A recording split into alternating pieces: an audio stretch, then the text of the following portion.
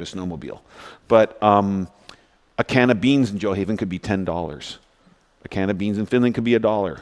So I think that what we're talking about here is geography is very, very different. And the geography of who is somewhere and what the weather system is like can be different too. So when you get to Johaven, we're past the tree line.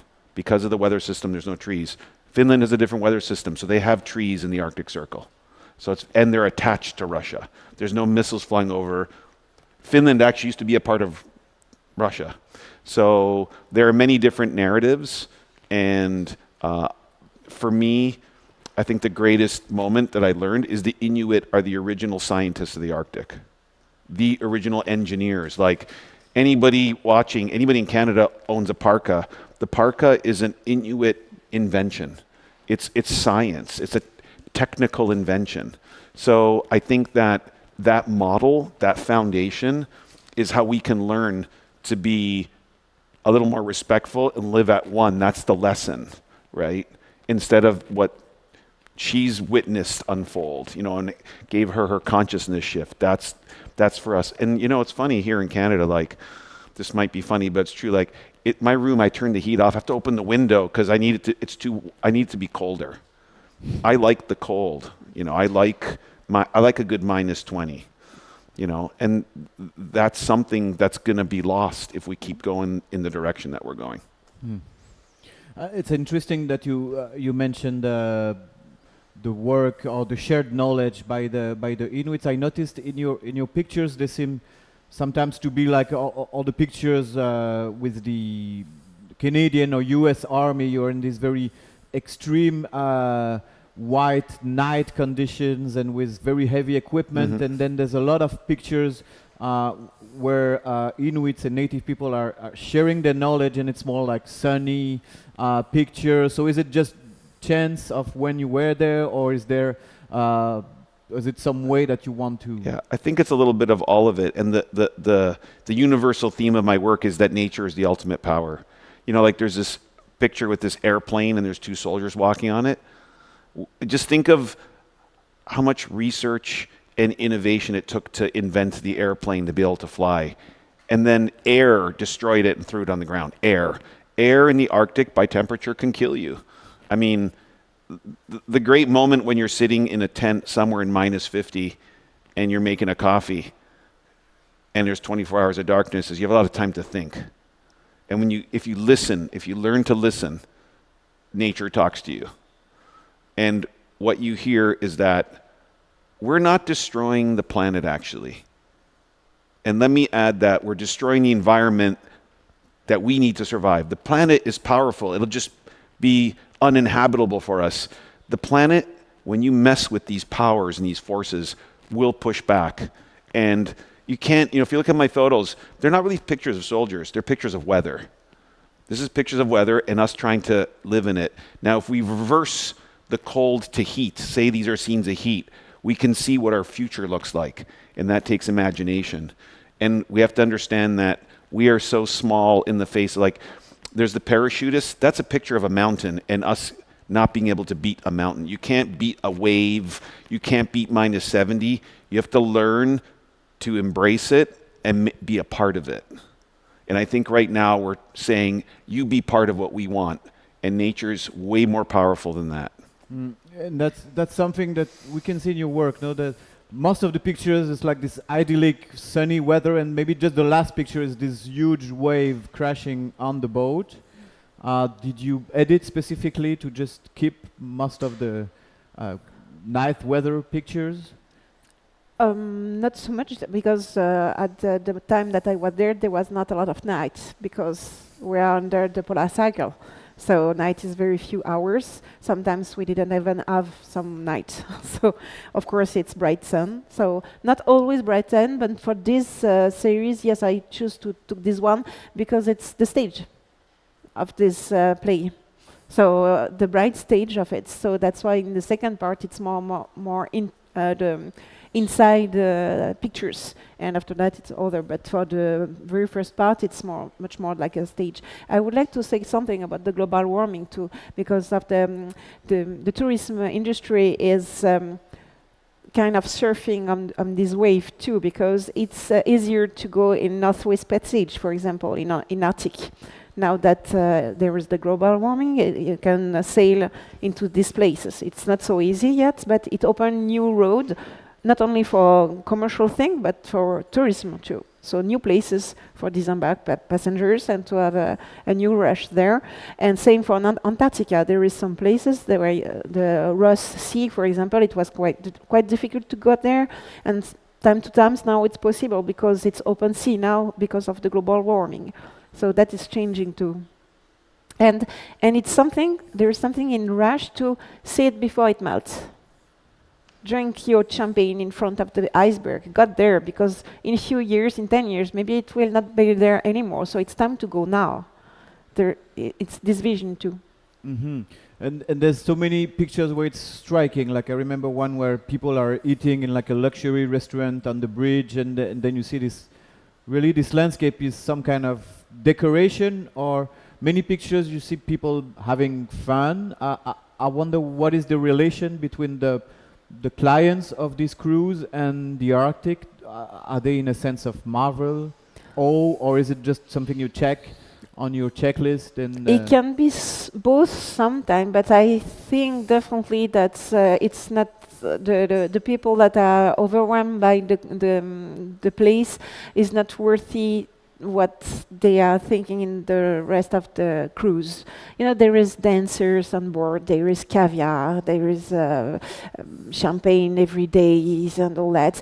So you have different way to go for cruise in Antarctica. The other way is to go sailing on a sailing boat and to have spartiate condition, and that is the normal way to go there, to not be in a 5-star hotel floating, because it's what these cruise ships are.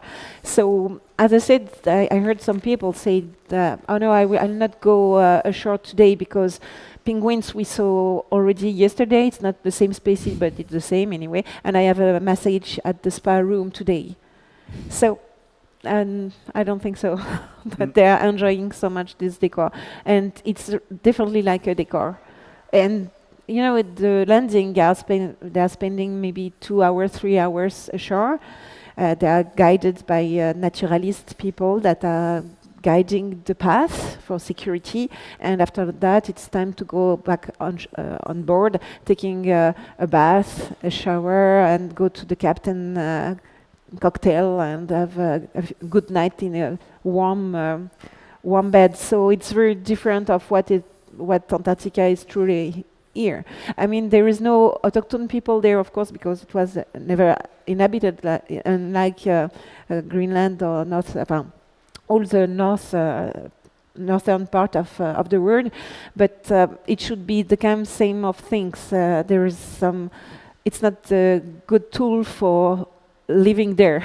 I mean, when you see traditional way of living in the north part, it's a way different of the way that people are living in Antarctica now. Not living, but you know what I mean, spending their time there.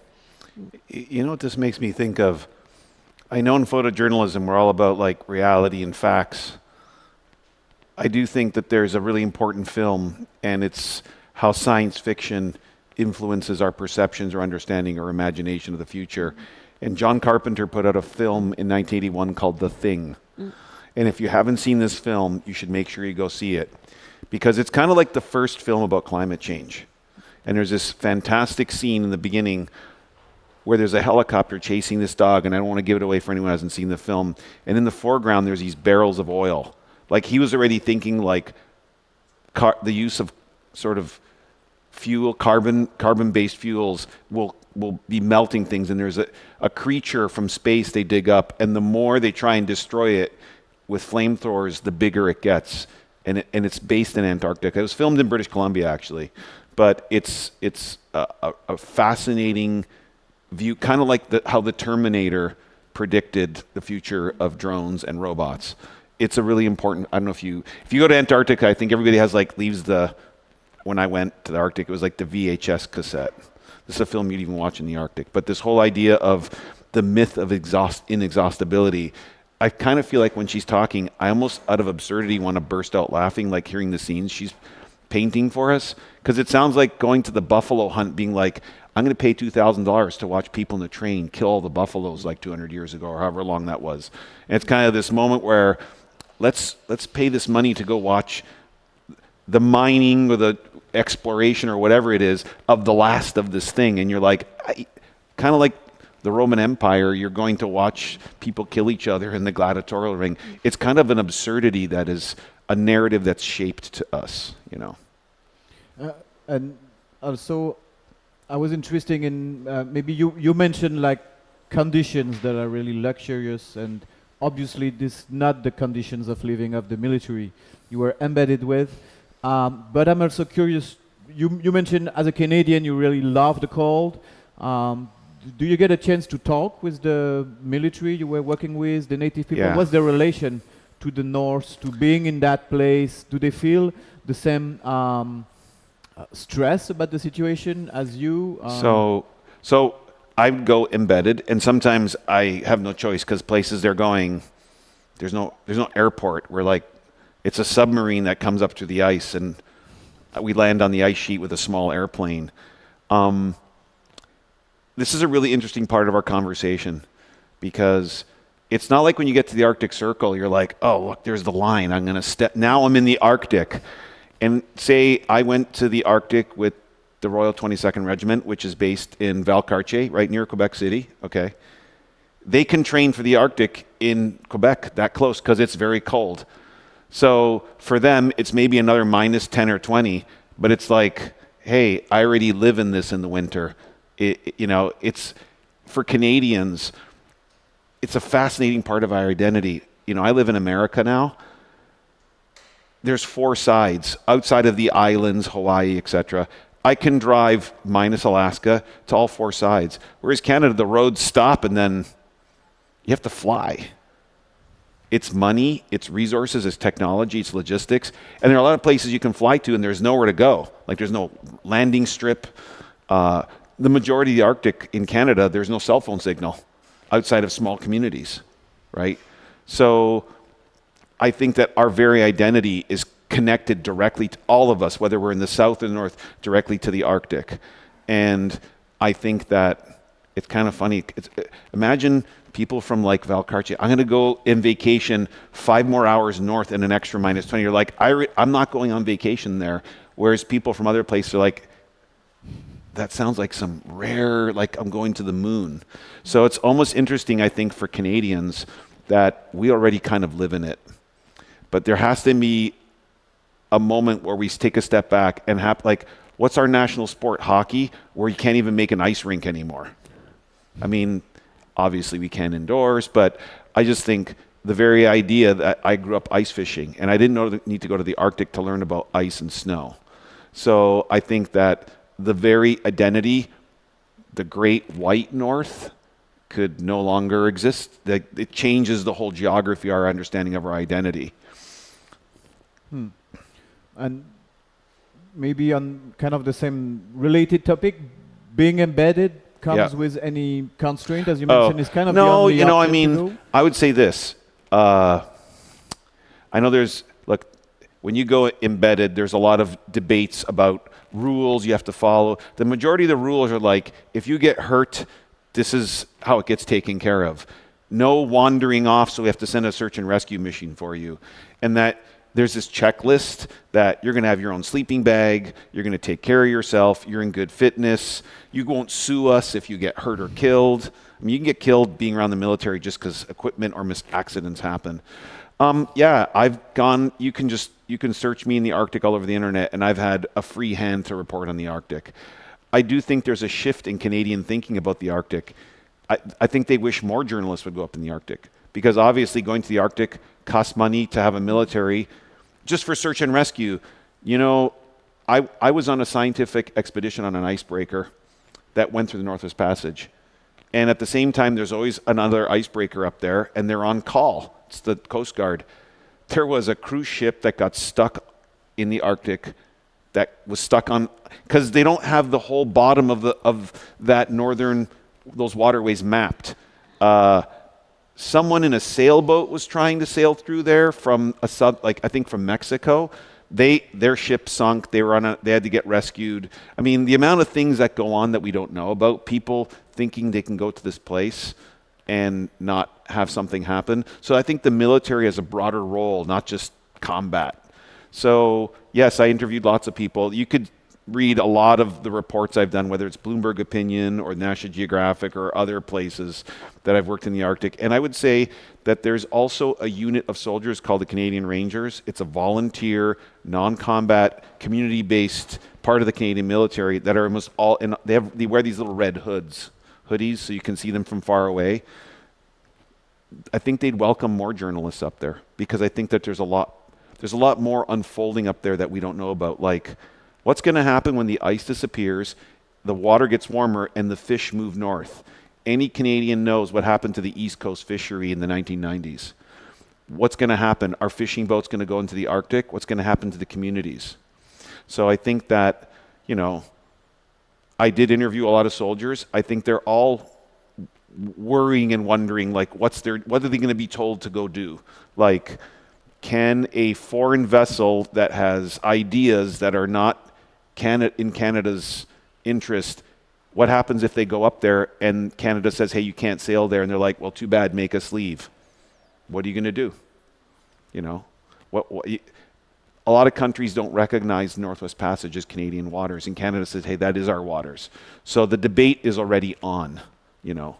So does Canada have the capacity to protect its natural resources, its land, and its people?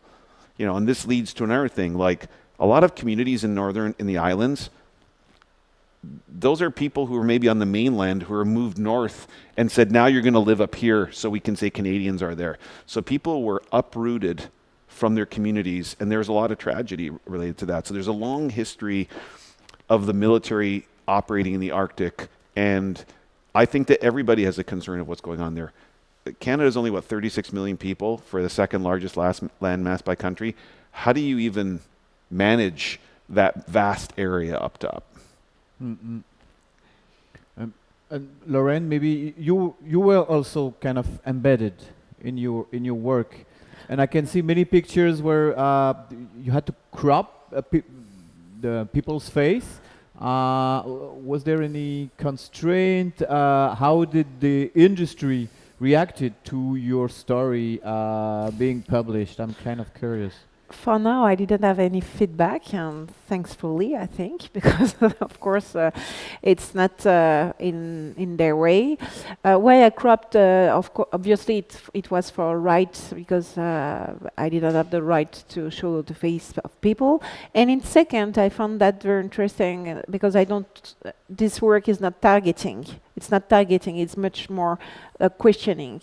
And especially it's not about the people that are even the clients, it's much more about the system by itself. So it's not individual people, it's the whole system that I'm questioning there. So that's why I made this way. And honestly, the thing is that sometimes it's very hard to be shown as photojournalism, you know. My pictures was used by the company for a lot of campaign, for advertising campaign. And sadly, I'm way much aware that my pictures were probably more shown as for selling the cruises than this work. So I'm not even sure that somebody working on the cruise ship saw my pictures, this work, because in the same field, it's not in the same field. So it's a shame. So that's why I would like to show that more. But we are overmanned by all the propaganda of this mass tourism, and that's why I'm working on Instagram for the last part, because there is so many influencers that I saying you should go in Antarctica. What to wear in Antarctica? You know, it's a trend really. So yeah, my pictures are in an in-between, and I would like to show it more. As you said, we need more photojournalism there. It's the same for scientists. It's very interesting what you said. It's totally true. The scientists have to sell their soul to the devil sometimes. It's a hard choice, because if they don't agree to go on cruise ship, And going on cruise ship is meaning making some conferences for the tourists, but it means made an agreement with this industry. So either they are doing this, either they are not the opportunity to go in these places anymore because of the lack of fundings and all that. So it's this word is completely inverted. I mean, it's now the industry of tourism that is kind of funding for his own good the scientists. So like the cruise on which you were traveling brought scientists with them? Or was it part of your... Not at my time, but now it is. In almost all the cruises, it's what they are doing. On the time that I was there, because I stopped in 2017, but at this time it was the naturalists on board. It was biologists, historian people, and they was making conferences on board. And on the paper, it's just perfect because it's sensibilization about environment, the history of Antarctica and all that. It was very quality, good talk indeed. The thing is why they was there really, it was for encadré pour there was a guide for the tourists. That was the true purpose on board. So but now everything changed, and there is more and more scientists, and there was many papers in Le Monde, for example, and this kind. They made very good papers about that. You know, the other unspoken part of all this reality is scientists can't get to the Arctic without the military. Like the flights are Air Force flights or Air National Guard flights. One of the most specialized units that take scientists around to Antarctica and, say, Greenland or the Arctic is the New York Air National Guard. They have a special C-130, but also if you get in trouble, the military is who would save you. So there's like this comfortable, or depending on who you are, uncomfortable relationship with the fact that the military is this ever-present necessity for search and rescue. You know, I mean, in the end, you know, when you get to Resolute Bay, like that's the center of the archipelago above Canada, you get warned right away. There's no hospital there. It's this community of 200 to 300 people, and you're warned, like, if you get hurt, you have to be careful because, like, your medevac could take a week to get to Montreal or Ottawa, depending on the weather. And it's interesting also for her to talk about, as listening, they don't go in the natural part of the winter in the Antarctica because it's dark and the tourists can't see. It's insane because that's such a big part of the Arctic that it has these 24 hours of darkness. I'll say the first time I went to the Arctic, and like, I think I went to, I was in Alaska, and I remember the sun did not come up till 11 or noon, and it really messes with your mind.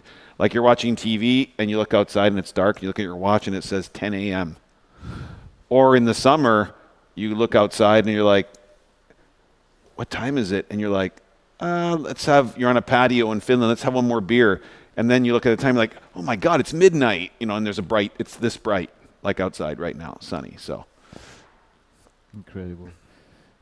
Do you have questions? Yes? Maybe on the microphone so that people on the video pass that mic around. Oh, no, it's fine. Thank you both for being here, and you as well. Lorraine, I'm really interested in, because you were talking about how you're making these images for the cruise line. Did the cruise line ever have any issue with you publishing? Did they have any feelings, or did they bar you from publishing any images? As I said, I don't know. For now, touching wood, for now I didn't have any problem. In the same time, I made an insurance to myself to be sure that the company will not be recognizable. So I'm not used to edit my pictures, but on this work I made an exception because on the zodiacs there is the name of the company, and for this time, that's why when I send it for publication, I always precise this, that I erase the name of the company on the boats. So it's a step on the side of photojournalism, but I had to do for be able to publish this. Yeah, because I can imagine it's the only way to make this work is to work for these companies. I mean, or you could be a passenger like 30 times over, paying $15,000. So Yeah, nice work. Yeah, and it's a big struggle because I would like to continue to work on this, but it's, as you said, it's about what is the opportunity to go on board and to. I asked myself, do I re-embark and have a low profile and trying to sneeze to trying things, but honestly, I don't want to be part of it anymore. First, and I'm not quite sure I will gain more than. I need to find another way to say things because I think it's not only be on board, but it's much more about working. So I'm continuing this work, but in other part, maybe working with maps or this kind, data scientists for making growing like this, because the images, I think probably I will be able to go, but maybe in few years, I don't know yet, but yeah, we'll see. So maybe there's a chapter 2. Definitely. Definitely. Valérien, je vais parler en français. Peut-être tu peux traduire à Louis Palouche. Ma question est par rapport à votre engagement, d'une certaine façon, comme photojournaliste. Comment voyez-vous dans un contexte comme l'enjeu socio-environnemental et celui de la planète est très important? Je voulais juste apporter quelques précisions peut-être sur les chiffres. Par exemple, un touriste produit 5 tonnes de CO2. Or, le problème, c'est que le nombre de touristes doublé, plus que doublé, multiplié par 6 en fait depuis 5 ans. Et ça veut dire qu'on a 120 000 tonnes de CO2. Il y a un chercheur néerlandais qui a dit que ça correspondait finalement à 400 tonnes de neige. Une des conséquences directes, là, sans parler de ce qui se passe au niveau aérien, parce qu'il y a plus de métaux lourds dans le kérosène qu'il y en avait avant. Donc, le chercheur qui a dit que ça pouvait représenter 500 tonnes de fonte de neige par année. Alors, je voulais savoir, que, comme photojournaliste, comment vous vous positionnez quand vous êtes sur les lieux et que est-ce que les gens vous en parlent, vous leur en parlez, ou comment vous voyez votre engagement comme témoin, mais aussi comme citoyen de la planète? Merci. So there's different scientists who made calculation of how much GS Average tourist is producing, and basically the conversion is like every tourist is making 500 tons of snow melt, and Christiane is interested in knowing how you as photojournalist share that kind of knowledge with the people you photograph. Are you engaged in trying to make people more aware of climate change, or how do people share their opinions about that with you? So I would say, speaking of the Arctic and Antarctica can be two very different places. Antarctica is land with a lot of different cold place stuff on it, snow, different kinds of ice. And the Arctic, outside of the land around the Arctic Ocean, it's an ocean. It's water with permanent sea ice. And then on some of the land around that, there's two kinds of ice. There's sea ice and there are glaciers. Glaciers are fresh water. They form on land, and as they keep growing, they break pieces off, which make icebergs. Icebergs come from the land. Icebergs are not already in the water. They're three-dimensional. Flat ice is less shapely dimensional. It's more flat, and it can break up and look like that. So there's two different kinds of ice. So in terms of understanding what you're talking about, the Arctic is like the world's air conditioner. The Antarctic is not. The Arctic, what happened, and I'm going to be very simple here, so hopefully any scientists watching, I'm trying to make this quite quick. A lot of water goes under the Arctic Ocean, so the ice sheet cools off, and it kind of keeps it's like the air conditioner, right? If the ice melts off, there is no air conditioner anymore because the light from the sun cannot reflect off the ice, right? Then the sun's hitting the water directly, right? So it's really important. Also, when we think of Greenland is pretty much a giant glacier on its island, there are lots of different models in terms of like climate change and warming beyond tourists, just the way our world is working with oil and gas and coal. If that ice sheet melts, there are a lot of places, like New York City, these are calculations people are making, that there's a future where these places are underwater. Like we're talking like rises of 10, 20, 30 feet of water in some places, right? Erosion. So when I go places, I'm with people who are already going there, almost always.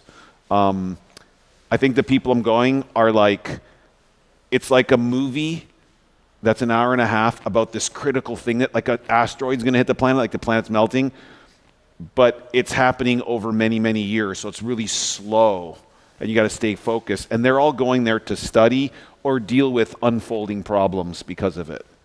So, the military is going up there to deal with a lot of different things like policing fishing, policing oil, ships that have fuel types or ships that could damage the environment, ships that could sink. Like when we think of what's going on up there, and I have one photograph, is like the use of nuclear submarines or nuclear icebreakers, right? Improperly managed engines like that. Just think of a Chernobyl accident under the Arctic Ocean. Pretty catastrophic, right? So when we think of Norway, there are Russian submarines that have had accidents there. So what we got to think about is that it's already happening. It's not like, hey, warning, it's happening, and we're warning like it's happening more and more, and we need to start thinking about it and engage our governments and voters to like, hey, this is a priority, right? And if there's a war in the Arctic, this conversation stops, right? We're focused on something else, so. Yeah.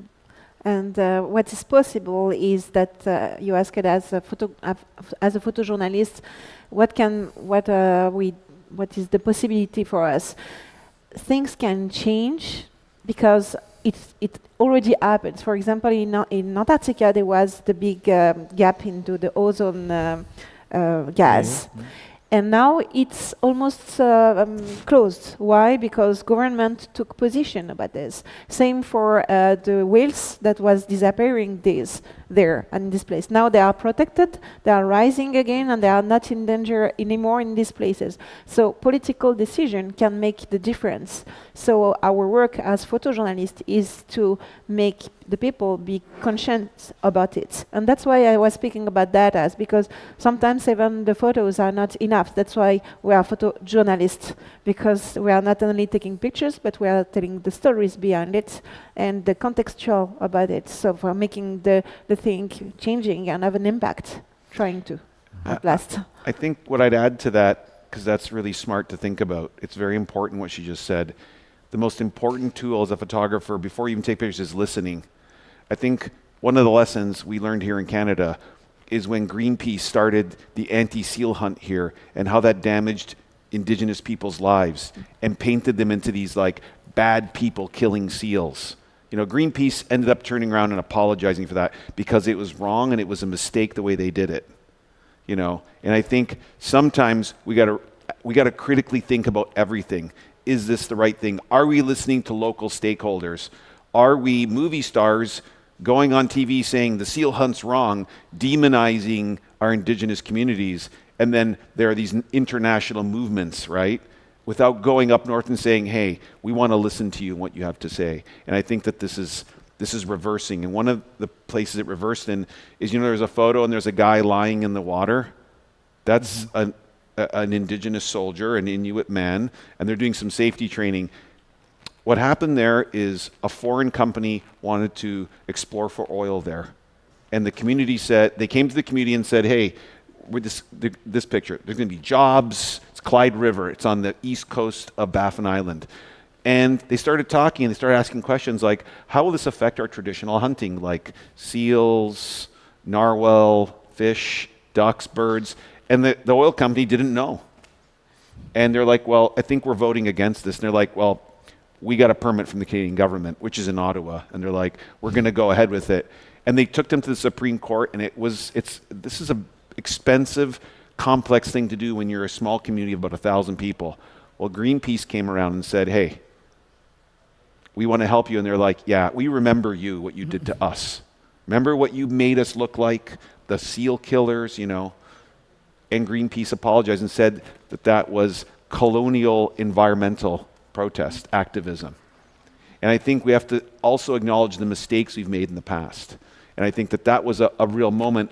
And together, they worked out their differences, and they blocked what was going to happen there, because The company had not done their due diligence to understand the method they were going to use to explore for oil was going to damage the environment. So I think there are moments where we can learn from relationships that in the past were not the best, but become something better. So interesting. One more question, please. Okay, wait. Good morning. Thanks for being here. So my name is Mark. I'm a photographer with Canadian Armed Forces Combat Camera, and my question is for you, Louis. So you mentioned the Rangers. Yeah. And I'm just curious to see, because the Rangers are the ones who lead the way, like they know the land, and the troops, like Canadian Army, they cannot operate without the Rangers. They are essential and critical. They know their way.